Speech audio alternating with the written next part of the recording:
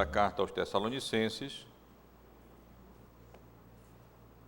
capítulo 3, a passagem seguinte, aqui o presbítero Célio leu há pouco,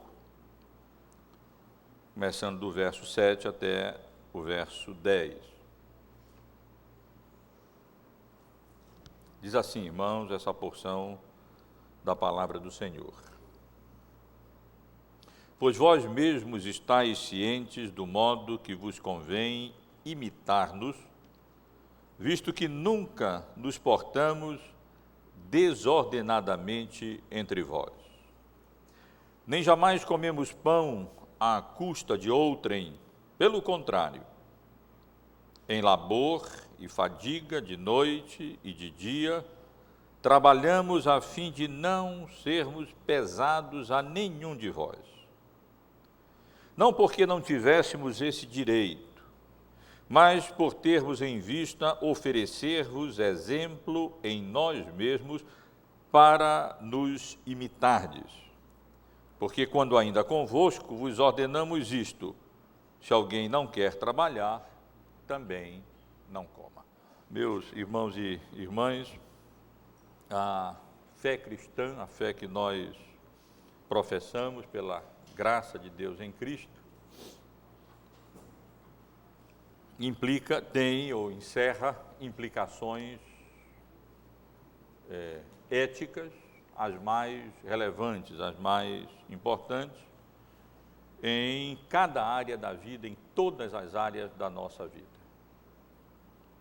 A genuína piedade cristã, a genuína, verdadeira piedade cristã, ela não está relacionada apenas à nossa fidelidade e diligência na oração, na leitura da Bíblia, na assistência e assiduidade aos cultos, na comunhão com os irmãos, na meditação, que nós como crentes devemos sempre refletir na palavra de Deus. Essas coisas são fundamentais, elas são básicas, elas são essenciais para a vida cristã. Mas a verdadeira piedade cristã não se limita apenas a esses exercícios espirituais que para tudo são proveitosos. Ela diz respeito também às relações humanas, ao casamento, a maneira como maridos e esposas se relacionam, pais e filhos, pais criam seus filhos, filhos se relacionam com seus pais, de respeito aos nossos princípios de educação, de respeito à economia, encerra implicações importantes com relação à ciência, com a graça de Deus, em várias leituras que temos realizado nas nossas reuniões de sábado à noite, temos tido a oportunidade de considerar várias dessas implicações da nossa fé nesses departamentos da vida, de respeito ao lazer e de respeito também ao trabalho. Qualquer crente que tiver a oportunidade de ler a Bíblia, procurando conhecer o que aprouve a Deus revelar no que diz respeito à sua vontade, com relação à diligência, ao labor, ao trabalho, se surpreenderá com o volume de princípios, orientações, exortações e exemplos que nós encontramos nas Escrituras com relação a este tema. A Bíblia ensina muito. Na realidade, a Bíblia ensina tudo o que nós precisamos conhecer, assim como em todas as outras áreas da vida, no que diz respeito a alcançarmos, praticarmos uma vida que agrada a Deus, com relação a esse tema do trabalho.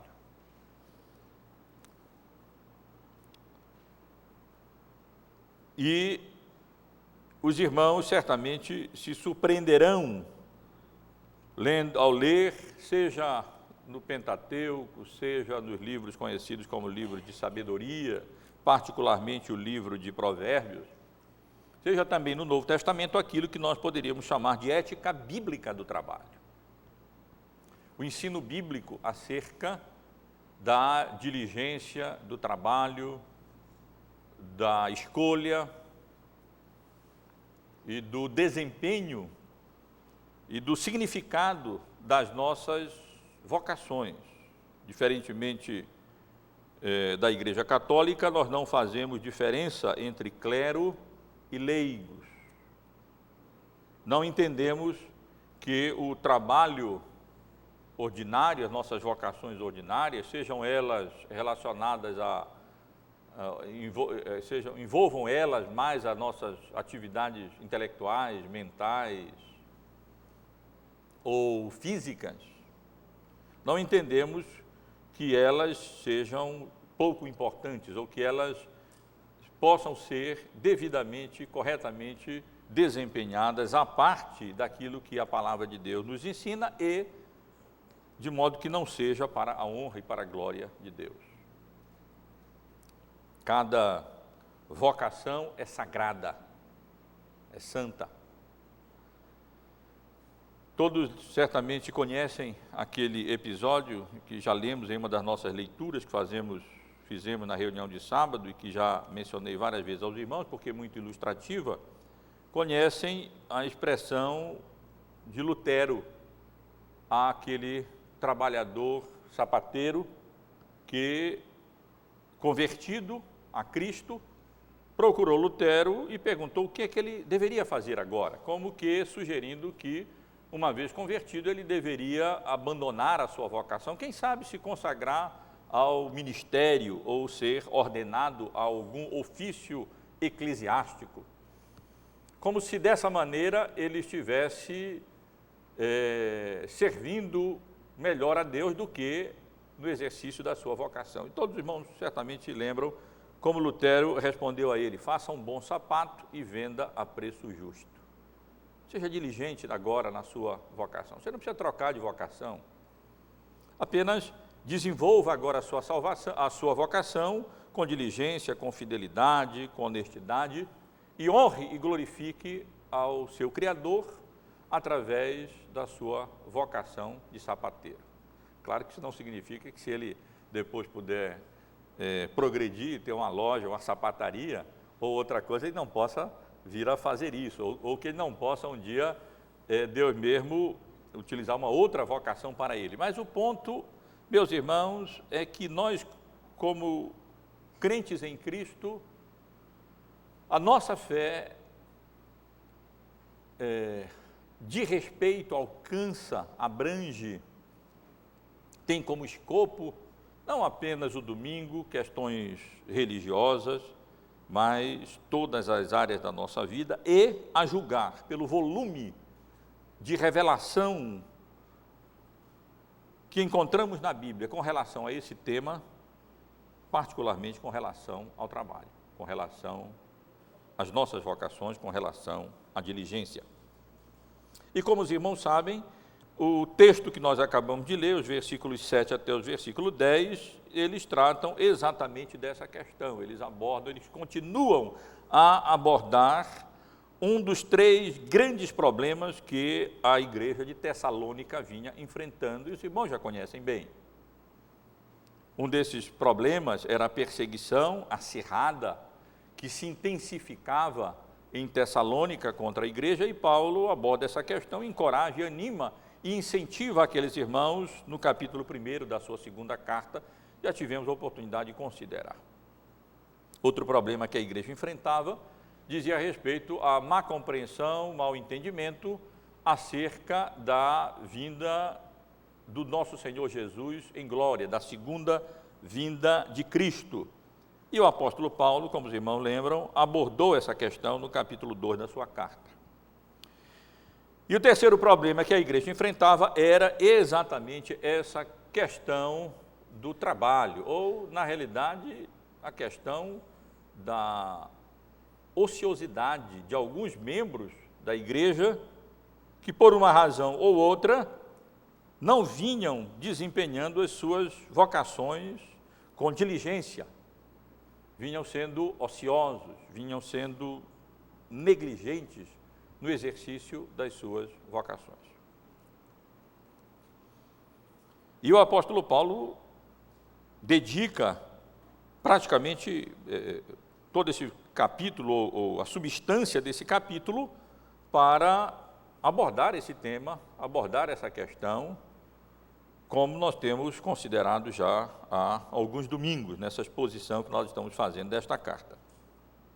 Os irmãos certamente lembram como ele preparou a igreja para a abordagem desse tema delicado, desse assunto delicado, nos versos 4 e 5, manifestando a confiança que ele tinha na igreja como um todo, de que eles vinham obedecendo às determinações, os ensinos apostólicos, e eles continuariam a fazer isso, continuariam a obedecer às instruções, os ensinos, as determinações que Paulo estava comunicando à igreja nessa sua segunda carta. E no domingo passado, nós consideramos aqui o início, propriamente dito, da abordagem que Paulo faz desse tema, desse assunto, desse problema, com a ordem que nós encontramos aqui no versículo 6. Nós vos ordenamos, irmãos, em nome do Senhor Jesus Cristo, que vos aparteis de todo irmão que ande desordenadamente e não segundo a tradição que de nós recebeste. Aqui Paulo começa efetivamente a abordar mais diretamente este problema. E ele fará isso, primeiro, em termos mais gerais, do verso 6 até o verso 10, que nós lemos há pouco, lemos do 7 ao verso 10, e depois, de maneira mais específica, com relação àqueles que vinham de fato causando esse problema e vinham sendo obstinados na desobediência à ordem de Paulo, de que eles deveriam se dedicar com afinco e com diligência ao trabalho, a partir do versículo 11 até o versículo 15. Portanto, a passagem que lemos, versos 7 até o verso 10, encontra-se nessa primeira sessão, onde o apóstolo Paulo transmite instruções gerais com relação à necessidade do exercício de disciplina para com aqueles irmãos que obstinadamente insistiam na desobediência e em permanecerem ociosos e viverem de maneira desordenada, isto é, usando literalmente a língua grega original, fora da linha, fora de forma. Paulo utiliza aqui, como ressaltei, algumas expressões, alguns termos militares. Agora era a hora de ordenar, era a hora de determinar que aqueles irmãos que não deram ouvidos, aparentemente, ao ensino de Paulo, quando ele lá estivera, que não deram ouvido às suas exortações na sua primeira carta, que agora eles ou obedeceriam e se corrigiriam e passariam a manifestar uma vida laboriosa, diligente, ou então eles precisariam ser disciplinados. E essa disciplina, como nós consideramos aqui no domingo passado, deveria consistir nessa fase, nessa etapa, em um afastamento dos membros da igreja, dessas pessoas que andavam de forma desordenada e que não vinham obedecendo ao comando, à ordem apostólica com relação a esse assunto, com relação a esse tema. Era necessário que os irmãos fiéis na igreja não aprovassem, deixassem claro que eles não aprovavam a conduta negligente, a ociosidade e a intromissão de alguns membros da igreja, se afastando deles. Não considerando-os como irmãos, nós vamos ter oportunidade de estudar melhor os versos 14 e 15, onde o apóstolo Paulo será mais direto com relação a essa questão, mas não tratando-os como inimigo ou considerando-os como inimigos, mas mantendo um certo afastamento deles, para que eles se envergonhassem da conduta deles e então determinassem mudar de vida e deixassem a ociosidade, a preguiça, e se tornassem de fato pessoas diligentes, trabalhadoras e laboriosas, ao invés de ficarem dependendo de outros, vivendo na dependência de outros membros da igreja ou querendo viver na dependência da igreja. E no domingo passado, como vimos aqui o início dessa abordagem. Nessa sessão geral, nessas instruções gerais, do verso 6 até o verso 10, por favor, acompanhe na sua Bíblia, nós encontramos primeiro a ordem de Paulo, a determinação de Paulo, no verso 6, que consideramos no domingo passado, no sentido de que a igreja exercesse a disciplina. Nós vos ordenamos, irmãos, em nome do Senhor Jesus Cristo, que vos aparteis de todo irmão que ande desordenadamente, não segundo a tradição que de nós recebestes, ou seja, o ensino que o apóstolo Paulo havia comunicado à igreja. Nos versos 7 ao verso 9, nós encontramos o exemplo do apóstolo Paulo com relação a essa questão, e no verso 10, um princípio de Paulo ali estabelecido com relação a esse assunto, que orientava tanto o seu exemplo, como determinava também a ação que ele ordenava agora de disciplina para os membros faltosos da igreja. Isto é, nesses versos, desde o verso 6 até o verso 10, nós temos uma ordem, um exemplo e um princípio. A ordem nós já consideramos no domingo passado. Eu hoje quero considerar com os irmãos o exemplo e o princípio de Paulo com relação a esse tema, a este problema que a igreja de Tessalônica vinha enfrentando. Vamos considerar então, irmãos, esses versos 7 até o verso 10, com esse tema, princípio e exemplo, o princípio de Paulo e o exemplo de Paulo com relação a esse tema do labor, da conduta laboriosa, diligente, que os crentes genuínos em Cristo devem manifestar no decurso da sua vida. Eu, diferentemente do que costumo fazer, vou começar pelo final, eu vou começar pelo princípio que Paulo estabelece no versículo 10, que na realidade orienta a atitude dele e orienta a sua determinação no versículo 6. No verso 10 nós lemos: porque, quando ainda convosco, vos ordenamos isto, se alguém não quer trabalhar, também não come. Esse é o princípio que Paulo havia estabelecido na igreja, o que parece indicar, ou eu creio que claramente indica, que mesmo durante a sua atividade, o seu trabalho inicial em Tessalônica para o estabelecimento da igreja ali, quando ele anunciou o evangelho, pregou o evangelho, e pela graça e misericórdia de Deus, pessoas ali se converteram, Paulo já havia identificado esse problema, isto é, a presença de pessoas convertidas e que manifestavam uma certa negligência, uma certa ociosidade. É possível, como nós já consideramos aqui, que esse fato, ou essa inclinação, esse erro, se explicasse por uma compreensão equivocada com relação à segunda vinda de Cristo. Pode ser que, como esse outro era um outro problema real na igreja, isto é, havia ali pessoas que estavam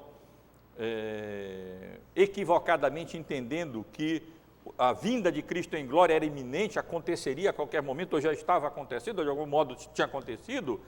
Essas pessoas, então, pensassem assim: bom, então, o que adianta nós estarmos laborando, trabalhando? Então, negligenciavam o seu trabalho, mas a realidade é que Cristo não vinha ainda, e eles teriam que comer, eles teriam que se sustentar, e se eles não se trabalhassem, não teriam como ganhar o seu pão, e alguém teria que fazer isso, e eles teriam que depender da igreja, e isso não era justo. Mas a realidade, meus irmãos, é que em nenhum lugar, nessa primeira carta e nessa segunda carta, Paulo identifica uma coisa com a outra.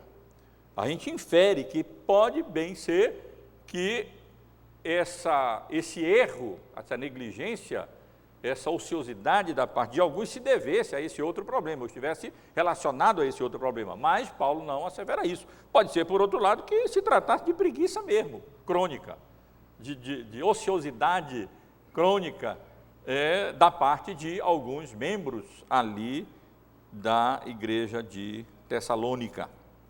Mas o fato, meus irmãos, é que desde o início, desde seu trabalho ali, com vistas à organização da igreja, o apóstolo Paulo já havia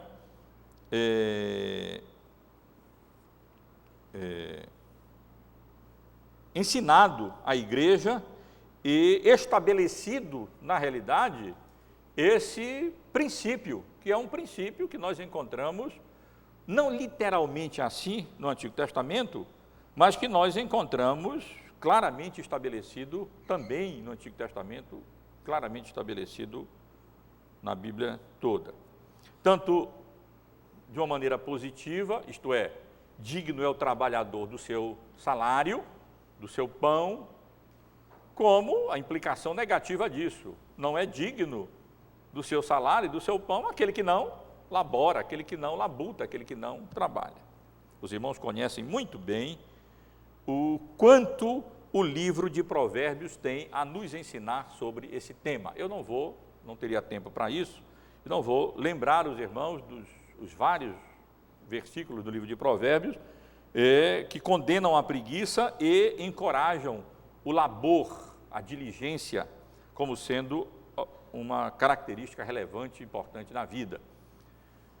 Eu fiz isso há pouco tempo, quando tratando do estudo que estamos estudando pela manhã, considerando pela manhã, sobre família, sobre preparação para o casamento e como os jovens devem ser diligentes nessa área, devem plantar a sua lavoura lá fora para depois construir a sua casa, devem ser diligentes, estudiosos, trabalhadores, para depois então terem como casar e sustentar as suas famílias. Eu lembro que coloquei aqui no projetor talvez uma dezena de versículos do livro de Provérbios, condenando a preguiça, a ociosidade, e encorajando e animando e elogiando a diligência e o labor como uma virtude a ser cultivada.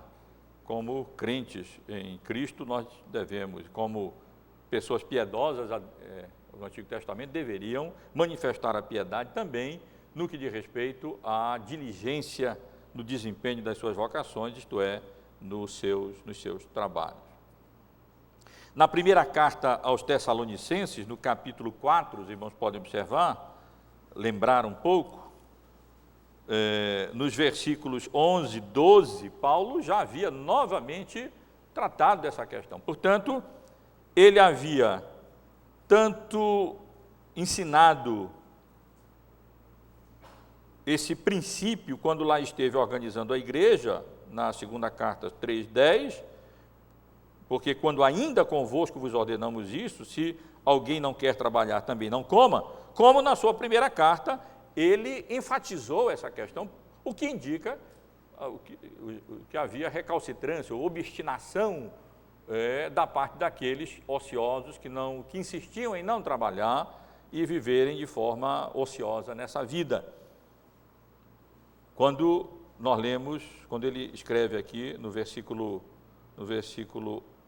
11, eu vou ler a partir do final do verso 10. Contudo, vos exortamos, irmãos, a progredirdes cada vez mais e a diligenciardes por viver vida tranquila, cuidar do que é vosso e trabalhar com as próprias mãos, como vos ordenamos, lembrando que ele já havia ordenado, de modo que vos porteis com dignidade para com os de fora e de nada venhais a precisar.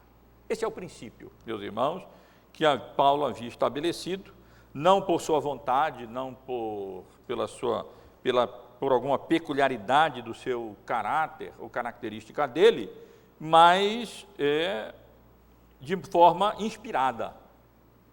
é um princípio que deve, portanto, orientar a nossa conduta e a nossa atitude, inclusive, para com aqueles que não não se conduzem de forma laboriosa nesta vida. Isto é, quem não quer trabalhar, também não coma.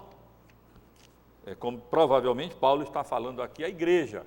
Se há algum membro na igreja que insiste em viver vida ociosa e negligente, e não laboriosa e diligente, não tem por que a igreja assumir responsabilidade pela manutenção de pessoas que não querem trabalhar. Esse é o princípio aqui estabelecido por Paulo, já muito bem estabelecido na sua primeira viagem, no seu estabelecimento da igreja, na sua primeira carta. Aqui ele relembra o princípio na sua segunda carta, e na verdade trata-se não apenas de um princípio alicerçado na Bíblia, nas Escrituras, nessa ética bíblica da diligência e do trabalho, no que diz respeito a ganhar o nosso pão, para não precisarmos de outras pessoas, não sermos pesados a outros e ainda para termos com que ajudar a outros, mas é um princípio reconhecido mesmo fora da Bíblia, não é? Claro que a diligência, o labor, o trabalho, a dedicação são virtudes altamente recomendadas, e a preguiça, a ociosidade, a dependência dos outros, sem necessidade, é claro. Não estamos falando aqui de questão de enfermidade, de questões circunstanciais, de falta de oportunidade de trabalho, de emprego mesmo, como muitas vezes ocorre. Evidentemente que essa passagem não tem nada, não se refere a questões como essa. É perfeitamente possível e uma realidade, especialmente no nosso país, que pais de família laboriosos e diligentes podem passar por um momento de dificuldade, sem trabalho, sem emprego, e aí esse princípio não vale. Quem não trabalha não coma, porque não é porque não querem, mas é porque se encontram numa condição de não poderem fazer isso, apesar de serem diligentes e dedicados e trabalhadores. Mas, meus irmãos, o texto se concentra, nem tanto no princípio, mas ele se concentra no exemplo do apóstolo Paulo. Aquele que ordenou e que estabeleceu o princípio, ele dava exemplo na maneira como ele se conduzia e na maneira como a igreja de Tessalônica sabia que ele se conduzia. Se conduziu durante, provavelmente, os meses em que ele passou lá evangelizando Tessalônica. Eu sei que se os irmãos lerem o livro de Atos, pode dar a impressão que ele passou ali 3 semanas, mas não. Ele certamente passou mais tempo ali, tempo suficiente para receber auxílio da igreja de Filipos por mais de uma vez, durante o tempo que ele passou ali evangelizando, trabalhando em Tessalônica. Mas, uma vez considerado esse princípio no verso 10, por favor, irmãos, observem o que Paulo menciona aqui nos versículos 7, 8 e 9. Isto é, no versículo 7, a referência que ele faz ao seu exemplo. No versículo 8, as razões que ele oferece para a sua atitude. E no versículo 9, a referência que ele faz ao direito, ao seu direito, ao direito que ele tinha, mas que abria mão por razões específicas, no caso do seu trabalho em Tessalônica. Com relação ao exemplo, por favor, observe no verso 7 e na primeira parte do versículo 8, Paulo se oferece ali como exemplo, dizendo que a igreja deveria imitá-lo no que diz respeito ao seu labor, a sua labuta, a sua diligência durante o período em que ele passou evangelizando em Tessalônica. E ele faz isso de forma negativa, com 2 negativas, por favor, observem. Ele diz no verso 7, pois vós mesmos estáis cientes do modo porque vos convém imitar-nos, visto que nunca nos portamos desordenadamente entre vós, nem jamais comemos pão à custa de outrem, ou à custa de outros. E positivamente, pelo contrário, em labor e fadiga, de noite e de dia trabalhamos. A igreja sabia disso. A igreja sabia que Paulo não havia sido uma pessoa ociosa. Aqueles que estavam assim procedendo em Tessalônica não tinham Paulo como exemplo. Porque durante o período que ele passou ali, não apenas ele foi diligente na pregação do Evangelho, no exercício da sua vocação como apóstolo, mas, por razões específicas que nós vamos já considerar, ele recusou receber da própria comunidade o sustento para o seu trabalho ali. E exatamente por causa disso, ele tinha que não apenas ali ensinar, evangelizar, pregar, mas de noite exercia a sua profissão de fazedor de tenda, trabalhando com as próprias mãos para levantar o recurso necessário para pagar a hospedagem da equipe missionária, ele, Timóteo, primeiramente ele, Timóteo, depois Timóteo e Silas, na casa de Jason.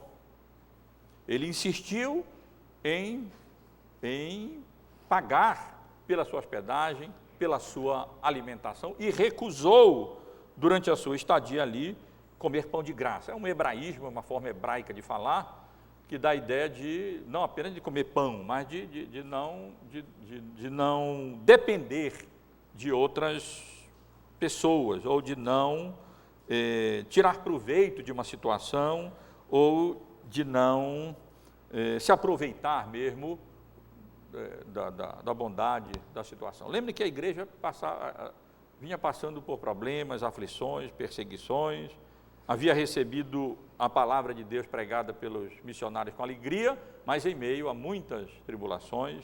Isso certamente afetava a própria condição econômica dos membros daquela igreja. E Paulo não quis, e ele então se oferece como exemplo em não ser uma pessoa ociosa, mas ser uma pessoa diligente, e em não ser uma pessoa aproveitadora, nem ocioso ou negligente, nem alguém que procurava sempre tirar proveito e se aproveitar da sua condição em benefício próprio. Nunca comemos pão de graça. E positivamente, diz ele, pelo contrário, em labor e fadiga, de dia e de noite, trabalhamos. E provavelmente os irmãos ainda lembram que quando nós estudamos a primeira carta, no capítulo 2, no versículo 9, o apóstolo Paulo menciona a sua labuta, o seu labor, durante o seu trabalho missionário ali. Porque vos recordais, irmãos, do nosso labor e fadiga, de como de dia e de noite labutamos para não vivermos à custa de nenhum de vós, vos proclamamos o Evangelho de Deus. E aí entramos nas razões que o apóstolo Paulo oferece para a sua atitude, isto é, não comer pão ali de graça, e ao invés de utilizar o seu tempo apenas para a sua vocação de pregador do Evangelho, ele se dedicar ao trabalho manual para o seu sustento e sustento do seu grupo de missionários ali em Tessalônica. Observem, por favor, na segunda parte do versículo 8 e na segunda parte do versículo 9, que o apóstolo Paulo indica as razões pelas quais ele fez isso. Ele diz, na segunda parte do verso 8, a fim de não sermos pesados a nenhum de vós. E na segunda parte do verso 9, mas por termos em vista oferecer-vos exemplo em nós mesmos para nos imitardes. A razão pela qual o apóstolo Paulo, ao invés de se dedicar integralmente à pregação do Evangelho ali, como eu vou mostrar para os irmãos a seguir, e deliberar não receber da igreja o seu sustento e com as próprias mãos trabalhar de noite para se sustentar, ele mesmo indica aqui, foi primeiro não ser pesado, o que quase certamente indica que a situação econômica da igreja não era fácil, os irmãos vinham passando por perseguição, e ele sabia que seria um peso para uma igreja que não teria condição não ter condição, ou seria difícil para os próprios membros daquela igreja manterem aqueles missionários durante o tempo que eles passaram ali. Ele não queria ser pesado. A outra razão, meus irmãos, que ele menciona, foi exatamente a de servir de exemplo. O que, mais uma vez, parece confirmar o fato de que Paulo percebeu que a pobreza daquela igreja não era apenas por perseguição, mas pelo menos de alguns membros era por causa da preguiça, era por causa da falta de disposição de trabalhar, era por falta de diligência.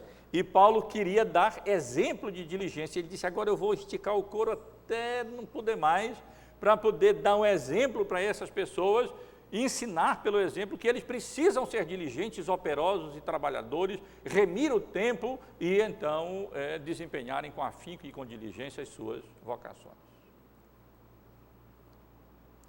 No capítulo 2, que eu mencionei há pouco, da sua primeira carta, ele, nos versos anteriores ao verso 9, vejam, por exemplo, o verso 6, ele diz: também jamais andamos buscando glória de homem, nem de vós, nem de outrem.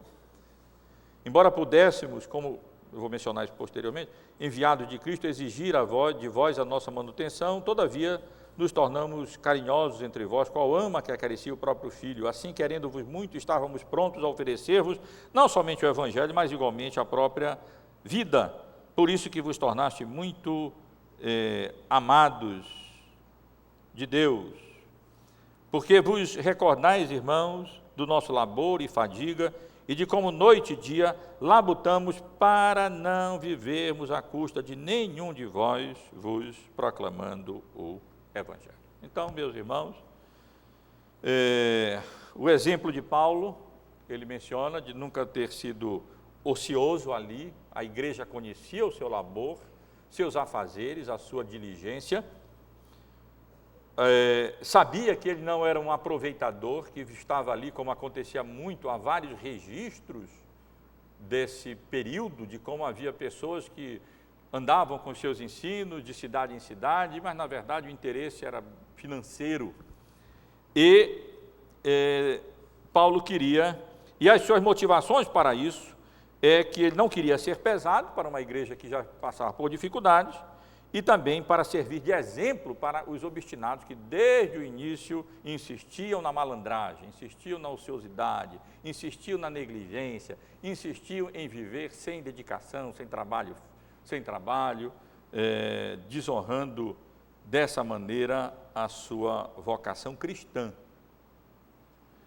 Mas, meus irmãos, eu quero chamar a atenção dos irmãos também para o que o apóstolo Paulo menciona aqui no início do versículo 9, porque senão eu posso passar uma ideia equivocada e que o próprio apóstolo Paulo fez questão de ressaltar para não passar essa ideia equivocada aos irmãos. Há alguns grupos evangélicos, especialmente algumas comunidades, que não reconhecem os ofícios bíblicos e adotam como prática que aqueles que ministram a palavra não tenham ofício e não vivam do seu ofício eclesiástico, mas que trabalhem, tenham trabalho qualquer secular, e então, além disso, ensinem na igreja, preguem na igreja e assim por diante.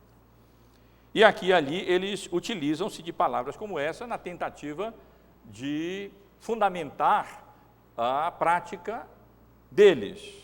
Mas, meus irmãos, essa passagem não deve, de maneira nenhuma, de forma equivocada, ser entendida dessa maneira.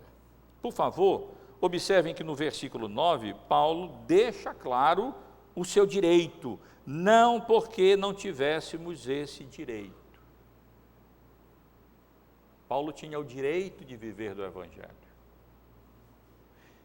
Na realidade, pretende demonstrar que essa era a prática normal, era o padrão estabelecido, era assim que deveria naturalmente ocorrer, a não ser em casos excepcionais, como aconteceu em Tessalônica, onde havia um grupo de malandros e Paulo tinha que dar um exemplo acima do que teria que ser possível, e ainda a igreja era uma igreja carente. Ou ainda, como aconteceu em Corinto, aonde havia pessoas, como eu vou mostrar para os irmãos, que falsos apóstolos, obreiros fraudulentos, que estavam ali competindo com o apóstolo Paulo, vamos dizer assim, e então o apóstolo Paulo determinou não ser pesado também a igreja, não receber da igreja de Corinto durante o seu ministério ali, para que aqueles outros obreiros fraudulentos não pudessem utilizar isso de uma maneira indevida. Mas, naturalmente, meus irmãos, Paulo reconhece a legitimidade desse direito de que aqueles que pregam o Evangelho vivam regularmente, naturalmente, do Evangelho. Lembrem do capítulo 2 da primeira carta, onde o apóstolo Paulo também deixa claro no verso 7, que ele tinha o direito de exigir da igreja a sua manutenção. Embora pudéssemos, como enviados de Cristo, exigir de vós a nossa manutenção. Mas ele abriu mão disso e não procedeu assim, em virtude das circunstâncias peculiares da igreja de Tessalônica, assim como acontecia também em virtude das circunstâncias peculiares da igreja de Corinto. É imprescindível, eu penso, considerarmos outras passagens para compreendermos um pouco melhor qual é o ensino bíblico acerca desse assunto, para não termos uma compreensão equivocada da decisão do apóstolo Paulo ali de não ser mantido pela igreja de Tessalônica. É verdade que durante aquele período ali ele teve que trabalhar, não recebeu o seu sustento de Tessalônica, mas enquanto ele esteve lá, ele recebeu parcialmente o seu sustento de outra igreja. Houve uma outra igreja que, para que ele evitasse trabalhar ali em Tessalônica, auxiliou na sua manutenção. Os irmãos provavelmente lembram da carta de agradecimento de Paulo à igreja de Filipos. Antes de chegar em Tessalônica, Paulo havia evangelizado Filipos, estabelecido uma igreja ali. E enquanto ele estava em Tessalônica, nós lemos, por favor, eu gostaria que os irmãos acompanhassem, no capítulo 4 da sua carta aos Filipenses, a partir do versículo 10, eu nunca li, é sempre constrangedor a gente receber alguma coisa e agradecer alguma dádiva, algum presente. Para mim é constrangedor, acho que para muitos irmãos é também. E eu nunca encontrei uma carta de agradecimento tão bem escrita, tão sóbria, não é? Que ao mesmo tempo agradece, ele está precisando mesmo, mas num nível de altivez, sadia, tão bonito. Vejam, irmãos, que Paulo escreve à igreja de Filipos, agradecendo a oferta que ele havia recebido durante o seu ministério em Tessalônica. Alegrei-me sobremaneira no Senhor, porque agora, uma vez mais, renovastes a meu favor o vosso cuidado, o qual também já tinhais antes, mas vos faltava apenas oportunidade. Digo isto não por causa da pobreza, porque aprendi a viver contente em toda e qualquer situação. Tanto sei estar humilhado, como também ser honrado. De tudo e em todas as circunstâncias já tenho experiência, tanto da fartura como de fome, tanto assim de abundância como de escassez. Tudo posso naquele que me fortalece. Esse é o contexto em que esses versículos 13 deve ser entendido. Tanto posso ser honrado como posso ser humilhado. Tanto posso ter abundância como escassez. Não é um fundamento para dizer que nós somos super-homens, né? Como crentes, tudo podemos. Não, podemos ser humilhado às vezes e ser honrado com a graça de Deus, ter abundância sem cairmos na tentação de nos afastar de Deus, e em escassez sem também nos afastarmos do Senhor. Tudo posso naquele que me fortalece. Todavia fizestes bem, associando-vos na minha tribulação, e sabeis também vós, ó Filipenses, que no início do Evangelho, quando parti da Macedônia, nenhuma igreja se associou comigo no tocante a dar e receber, senão unicamente vós outros. Início do seu ministério, durante a sua primeira viagem missionária, a igreja de Filipos foi a grande mantenedora do trabalho do apóstolo Paulo. Porque até para Tessalônica mandaste não somente uma vez, mas duas, o bastante para as minhas necessidades. Não que eu procure o donativo, mas o que realmente me interessa é o fruto que aumente o vosso crédito. Recebi tudo e tenho abundância, estou suprido desde que Epafrodito me passou as mãos, o que me veio da vossa parte como aroma suave, como sacrifício aceitável e aprazível a Deus. E o meu Deus, segundo a sua riqueza em glória, há de suprir em Cristo Jesus cada uma das vossas necessidades. Então, irmãos, por favor, não entendam mal. Quando Paulo diz, escrevendo aos Tessalonicenses, que ele, quando esteve lá, não recebeu auxílio deles, e ali pregou o evangelho, trabalhando diligentemente, não significa que essa fosse a prática dele sempre. Não. Na realidade, depois, ao que tudo indica, Epafrodito, vindo de Filipos, trouxe oferta de lá e que auxiliou na manutenção do apóstolo Paulo, e a necessidade e escassez que ele vinha passando foi suprida, e ele não teve nenhum problema em receber aquela oferta, aquela manutenção dele, da parte da igreja de Filipos, como um aroma suável a Deus, uma oferta que Deus se agradava para a manutenção da obra, do anúncio do evangelho e da promoção do reino de Deus, através da pregação da palavra de Deus ali na cidade de Tessalônica. Ele não recebeu de Tessalônica por causa dessas circunstâncias, mas recebeu de Filipos, sem problema nenhum. As condições ali eram favoráveis, eram melhores, e Paulo deu graças a Deus por isso. O assunto é tratado pelo apóstolo Paulo de maneira mais detalhada na sua primeira carta à igreja de Corinto, que eu também gostaria que os irmãos abrissem para lermos e trazermos à memória essa abordagem mais detalhada de Paulo, em outras circunstâncias em que ele também procedeu de maneira semelhante, isto é, ele evitava receber dinheiro da igreja de Corinto, já que ali a sua autoridade apostólica vinha sendo colocada em xeque, vinha sendo questionada. Haviam ali falsos obreiros que competiam, vamos dizer assim, com o apóstolo Paulo. Eles tinham interesse financeiro, na realidade, Paulo não tinha esse interesse financeiro, e queria deixar isso bem claro em abrir mão do direito que ele tinha de receber para a sua manutenção daquela igreja, onde ele passou ali trabalhando quase 2 anos. No capítulo 9 dessa primeira carta, a partir do verso 4, nós podemos ler, os irmãos podem acompanhar a leitura em diante, os irmãos podem perceber bem a abordagem de Paulo, como é que Paulo lidava com essa questão, o que é que ele pensava acerca desse assunto importante com relação à promoção do reino de Deus, que diz respeito à manutenção dos ministros do Evangelho. A partir do verso 4, não temos nós o direito de comer e beber, e também de fazer-nos acompanhar de uma esposa, de uma mulher irmã, como fazem os demais apóstolos e os irmãos do Senhor e Cefas e Pedro? Ou somente eu e Barnabé não temos direito de deixar de trabalhar, de deixar de ter uma outra atividade como suporte para a atividade missionária deles? Porque os outros apóstolos vinham vivendo do trabalho deles como apóstolos. Quem jamais vai à guerra, argumenta Paulo, à sua própria custa? Quem planta a vinha e não come do seu fruto? Ou quem apacenta um rebanho e não se alimenta do leite do rebanho? Porventura falo isso como homem, ou não diz também a lei de Moisés? Porque na lei de Moisés está escrito, não atarás a boca ao boi quando pisa o trigo. Acaso é com bois que Deus se preocupa?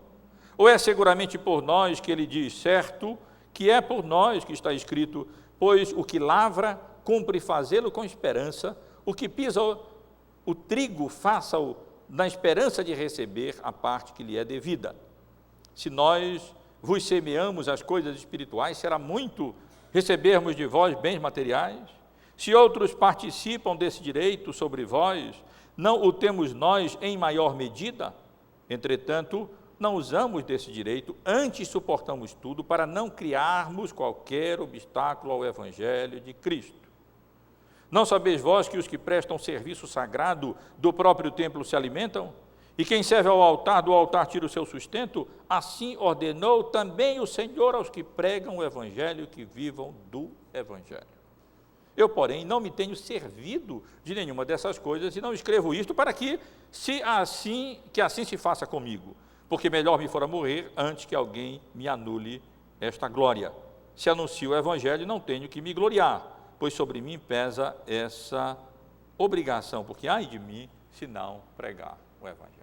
Os irmãos conhecem o contexto da igreja de Corinto, sabem dos vários problemas de natureza teológica, litúrgica, moral, e mesmo das objeções, dos embates que o apóstolo Paulo enfrentava, das oposições que ele enfrentava ali, com relação aos falsos apóstolos, aos falsos obreiros, e ele então faz referência, não apenas nesse capítulo, nessa primeira carta, no capítulo 9, mas também, mantenham a mão aqui marcando essa passagem lida, e enquanto vá um pouquinho adiante, no capítulo 2 no capítulo 11 da segunda carta aos Coríntios, aonde, nos versos 7 a 13, Paulo deixa bem clara qual era a condição ali, qual era a situação ali, e aborda novamente essa questão. 11:7 da segunda carta aos Coríntios. Cometi eu, porventura, algum pecado pelo fato de viver humildemente, para que fosseis vós exaltados, visto que gratuitamente vos anunciei o Evangelho de Deus? Despojei outras igrejas, isto é, recebi salário de outras igrejas para vos servir. Acabamos de ver o que ele fez em Tessalônica, sendo mantido pela igreja de Filipos. E estando entre vós, ao passar privações, não me fiz pesado a ninguém, pois os irmãos, quando vieram da Macedônia, supriram o que me faltava, e em tudo me guardei e me guardarei de vos ser pesado. A verdade de Cristo está em mim, por isso não me será retirada esta glória nas regiões da Acaia. Por que razão? É porque não vos amo? Deus o sabe. Mas o que faço e farei é para cortar a ocasião àqueles que buscam com o intuito de serem considerados iguais a nós naquilo em que se gloriam, porque os tais são falsos apóstolos, obreiros fraudulentos, transformando-se em apóstolos de Cristo, e não é de admirar, porque o próprio Satanás se transforma em anjo de luz. Eu espero que esteja claro para os irmãos, como na sua atividade missionária, Paulo às vezes se encontrava em uma situação delicada. No caso da igreja de Corinto, era a competição com falsos apóstolos, obreiros fraudulentos que se apresentavam e questionavam ali a autoridade do apóstolo Paulo, e Paulo pensou mais ou menos assim: muito bem, eu quero ver até onde vai a sinceridade desses falsos apóstolos. Eu não vou ser pesado da igreja, eu não vou receber um tostão da igreja durante todo o meu tempo. Eu quero ver se eles vão poder fazer a mesma coisa, se eles vão fazer isso. Eles que estão interessados, na realidade, é nisso, e não interessados em servir de fato a igreja. Então Paulo diz: não, eu não faço isso de maneira injusta, eu não cometo um pecado em viver humildemente entre vós e não receber nada de vocês e ser mantido por outras igrejas. Faço isso para desmascarar, no certo sentido, as motivações e intenções e os propósitos desses obreiros fraudulentos que questionavam ali a autoridade do apóstolo Paulo e causavam enormes problemas na igreja de Corinto. Mas o capítulo 9 que lemos da primeira carta, nesse capítulo Paulo argumenta em favor da legitimidade de, em condições normais, os ministros do Evangelho viverem do Evangelho como o próprio Senhor Jesus havia ensinado. Os que pregam o Evangelho, que vivam do Evangelho, que não, havendo possibilidades, que não dividam o seu tempo com outras atividades seculares, e então possam, não que essas atividades sejam inferiores ou menores, mas para que possamos nos concentrar nas nossas vocações, nos consagrarmos à oração e ao ministério da palavra, que, meus irmãos e irmãs, exige de nós dedicação, empenho, labor, esforço, que eu penso que muitas pessoas não conseguem imaginar o que disse Lutero, quando afirmou que se soubesse o que era o ministério da pregação, nem, se não me falha a memória, o número eu não lembrei, mas parece que 24 cavalos me arrastariam novamente para esse ministério. Na verdade, um cavalo arrastaria ele novamente para o ministério, né? A maneira dele dizer apenas e ressaltar as dificuldades, as lutas, os labores, as preocupações inerentes ao ministério da supervisão espiritual do rebanho e da pregação e ensino da palavra do Senhor. E então ele argumenta, deixando claro que como é que é possível, qual é o soldado que vai para a guerra e vai trabalhar para poder sustentar na guerra? Não pode. Quem é que vai para o campo e vai plantar e não vai comer do que planta? Quem é que o boi vai estar ali trabalhando, moendo, e ele não vai amarrar a boca do boi, como de uma forma terrível alguns faziam, para que ele não comesse do grão que ele estava ali debulhando? Então, Paulo diz, não, isso não tem sentido, mas Deus não está preocupado com bois, Ele está preocupado com nós, conosco. E meus irmãos, apenas para não cansar mais os irmãos, e o tempo também já está avançando, mas é muito importante termos uma compreensão adequada dessa questão, desse tema. Quero lembrar os irmãos da primeira carta a Timóteo, do ensino de Paulo a Timóteo, no capítulo 5, no verso 17, quando ele diz, devem ser considerados merecedores de dobrados honorários os presbíteros que presidem bem, com especialidade os que se afadigam na palavra e no ensino, pois a Escritura declara, não amordaces o boi quando pisa o grão. E as Escrituras de fato registram isso mesmo.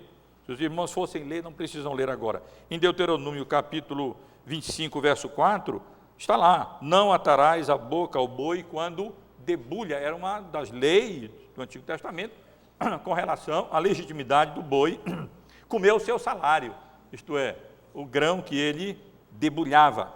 E se os irmãos forem ler no Evangelho de Mateus, podem anotar aí, no capítulo 10, no versículo 10, quando o Senhor Jesus envia os seus 12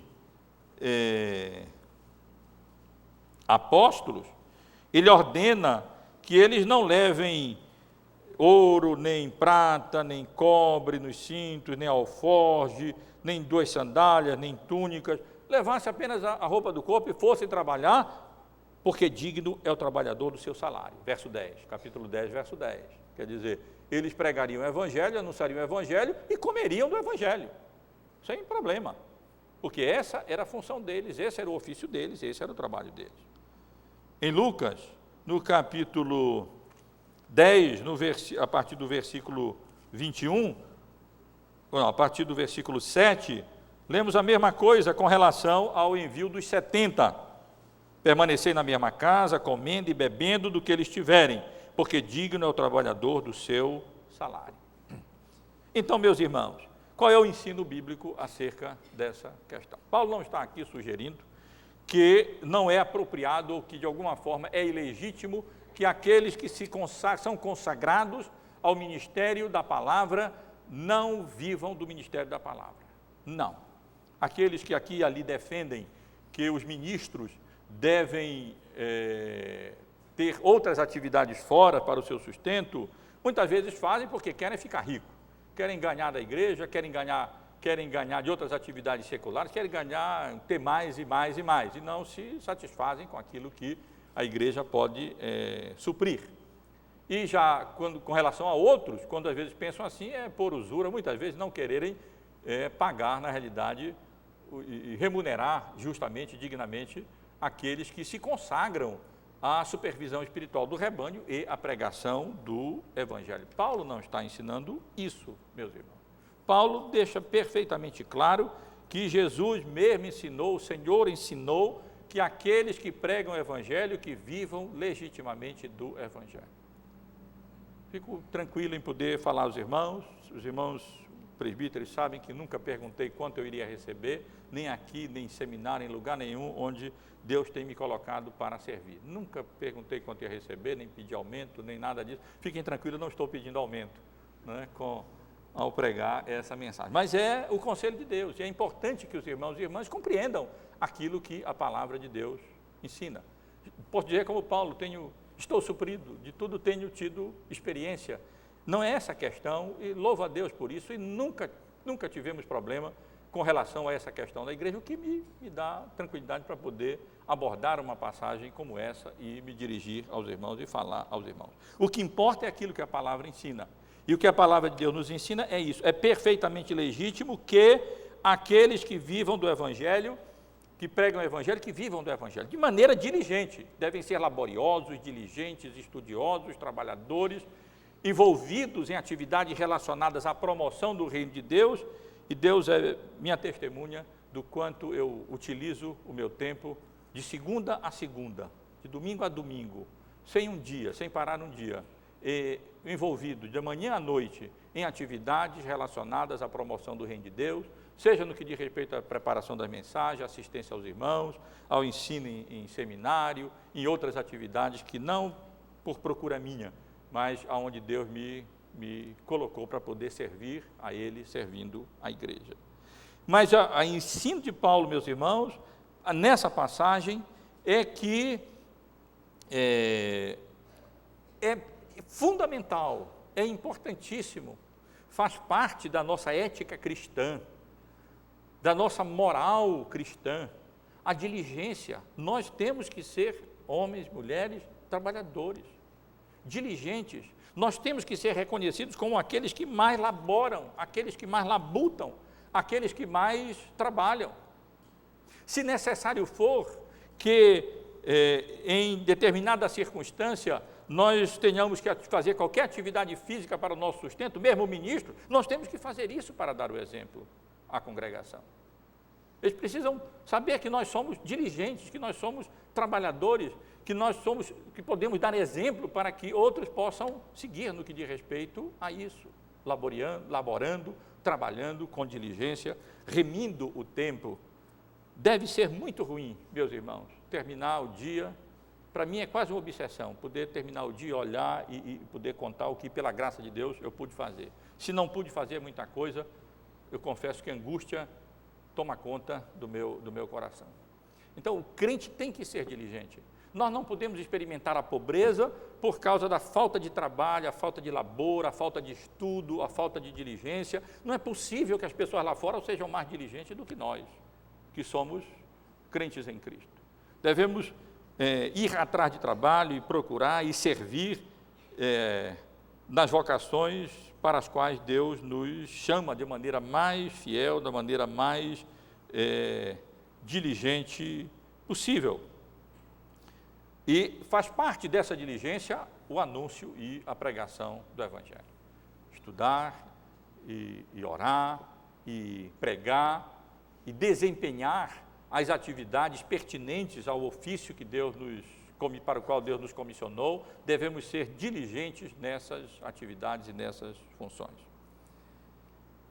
Paulo não estabelece aqui que os ministros do Evangelho não vivam do Evangelho, mas eles devem ser diligentes ao pregarem o Evangelho para poderem viver do Evangelho e assim, com a graça de Deus, se dedicarem ao estudo da palavra de Deus, à supervisão espiritual do rebanho, à pregação, ao ensino e às atividades pertinentes a isso. E repito, havendo necessidade, até trabalhar com as mãos, não para ganhar mais, mas seja porque a igreja não tem condições de arcar, ou seja porque o ministro encontra alguns problemas. Eu já tive uma experiência dessa. Eu lembro que quando, uma vez designado como pastor, pastoreando uma igreja, mas designado por um período pequeno, como pastor visitante de uma igreja no interior, onde era reconhecida que a liderança da igreja via os pastores ali simplesmente como pessoas que iam lá em busca de algum dinheiro. O tempo que eu fiquei lá, eu recusei receber qualquer auxílio, exatamente para mostrar que nós não somos assim, que não é esse o nosso propósito.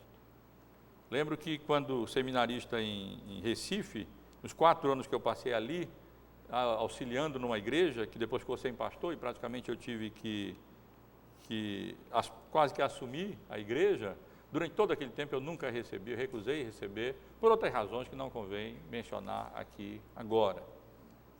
Quando me convidam para pregar em outros lugares, eu raramente aceito, não por questões de saúde, mas quando vou e às vezes querem de alguma maneira remunerar, eu já tenho a minha remuneração, eu recuso receber, eu agradeço muito, mas não tem por que eu receber. Então, mas o ponto do apóstolo Paulo, aqui, meus irmãos, é esse: a ética bíblica da diligência e do trabalho. Deus seja gracioso para com todos nós, no sentido de que sejamos diligentes, laboriosos, trabalhadores mesmo, aonde Deus soberanamente na sua providência nos colocar. É necessário que as pessoas nos conheçam dessa maneira. É preciso que eles vejam que nós estamos laborando, trabalhando, sendo diligentes, fazendo da melhor maneira possível, realizando da melhor maneira possível as vocações para as quais Deus nos chamou. É possível que fazendo tudo isso, nós não consigamos alcançar uma remuneração adequada, especialmente num país difícil como é o nosso país. O fato de ganhar pouco e ser pobre não significa que a pessoa necessariamente não é diligente, mas às vezes a pessoa passa por pobreza por falta de trabalho, por falta de empenho, por falta de estudo, por falta de labor, por falta de diligência. E aí então é um testemunho muito ruim para aquelas pessoas ao nosso derredor. Que Deus nos abençoe, meus irmãos e irmãs, e Deus nos dê a graça, não apenas a mim como ministro e a nós como líderes da igreja, mas a cada um de nós, de sermos exemplos para outros no que diz respeito à diligência, à fidelidade no desempenho das nossas vocações para o louvor, para a honra e para a glória de Deus.